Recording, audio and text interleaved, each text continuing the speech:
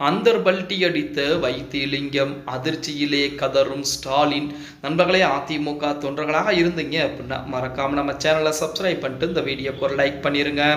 அனைத்திந்திய அண்ணா திராவிட முன்னேற்ற கழகத்தை பொறுத்த வரைக்கும் ஒரு காலத்திலே முக்கியமான ஒரு அமைச்சராக இருந்தவர் தான் நமது வைத்திலிங்கம் அவர்கள். அதன் பின்பு ஓபிஎஸ் இபிஎஸ் பிரச்சனை என்பது ஏற்பட ஆரம்பிக்கிறது. அந்த பிரச்சனைக்கு பின்பு நமது வைத்திலிங்கம் அவர்கள் ஓபிஎஸ் அணியிலே இணைய ஆரம்பிக்கிறார். ஓபிஎஸ்க்கு மிகவும் பக்கபலமாக, அதாவது ஓபிஎஸ் செய்யக்கூடிய அனைத்து விதமான செயல்பாடுகளிலும் வைத்திலிங்கத்துடைய தலையீடு இல்லாமல் எதுவுமே நடக்காது. வைத்திலிங்கம் இல்லாமல் ஓபிஎஸ் கிடையாது என்ற பேச்சு வரக்கூடிய அளவிற்கு வைத்திலிங்கம் ஓபிஎஸ்க்கு பலவிதமான நன்மைகளை செய்திருக்கிறார் அப்படின்னே கூட சொல்லலாம்.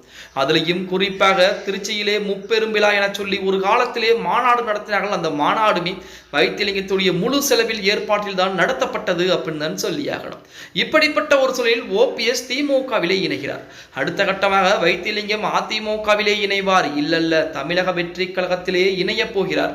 தமிழக வெற்றி கழகத்திலே செங்கோட்டையின் மூலமாக இணைய போகிறார். அவருக்கு முக்கியமான பொறுப்புகள் எல்லாம் கொடுக்கப்பட இருக்கிறது என அந்த நேரத்தில் ஏதாவது தேர்தலுக்கு முன்பாகவே பேச்சுகள் எல்லாம் அடிபட்டு கொண்டது. ஆனால் இறுதியிலே வைத்திலிங்கம் திமுகவிலே முன்னாள் முதலமைச்சர் ஸ்டாலின் முன்னிலையிலே திமுகவிலே இணைந்து கொண்டார்.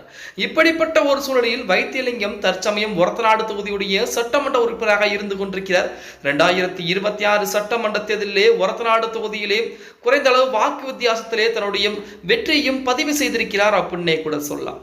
அடுத்ததாக வைத்திலிங்கம் தற்போது மிக முக்கியமான ஒரு முடிவை, அதாவது அந்தர்பல்ட்டி அடிக்கக்கூடிய விஷயமாக ஒரு முடிவை எடுத்திருப்பதாக அரசியல் வட்டாரத்திலே ஒரு பரபரப்பு என்பது நிகழ்ந்து கொண்டிருக்கிறது. அதாவது வைத்திலிங்கத்தை பொறுத்த வரைக்கும் செங்கோட்டையன் அப்போதே சொன்னாரே, பேசாமல் நாம் தமிழக வெற்றி கழகத்தில் இணைந்திருந்தால் இந்நேரம் அமைச்சர் பொறுப்பு வாங்கி இருக்கலாம். அப்படி இல்லை என்றாலும் கூட ஓபிஎஸ்ஸின் பேச்சை கேட்காமல் இருந்தாலும் கூட இதுவரைக்கும் நமது செங்கோட்டையன் இணக்கமாக இருந்த நேரத்திலே தமிழக வெற்றி கழகத்திலே இணைந்திருந்தால் கண்டிப்பாக ஒரத்தநாடு தொகுதியிலே மாபெரும் வாக்குகள் வித்தியாசத்திலே வெற்றி பெற்றிருப்போம்.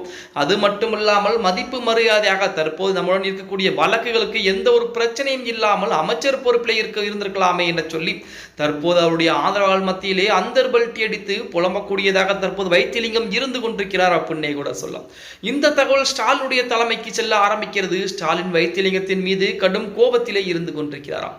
அதற்குத்தான் எடப்பாடி பழனிசாமி சொன்னார், நீங்கள் எல்லாம் ஒரு கட்சியில் இருக்கக்கூடிய நபர்கள் கிடையாது. உங்களுக்கு எங்கே ஆதாயம் கிடைக்கிறதோ அங்கே மாறி மாறி போய்கொண்டிருப்பீர்கள். அதே போலத்தான் தற்போது நிலைமை என்பது இருந்து கொண்டிருக்கிறது.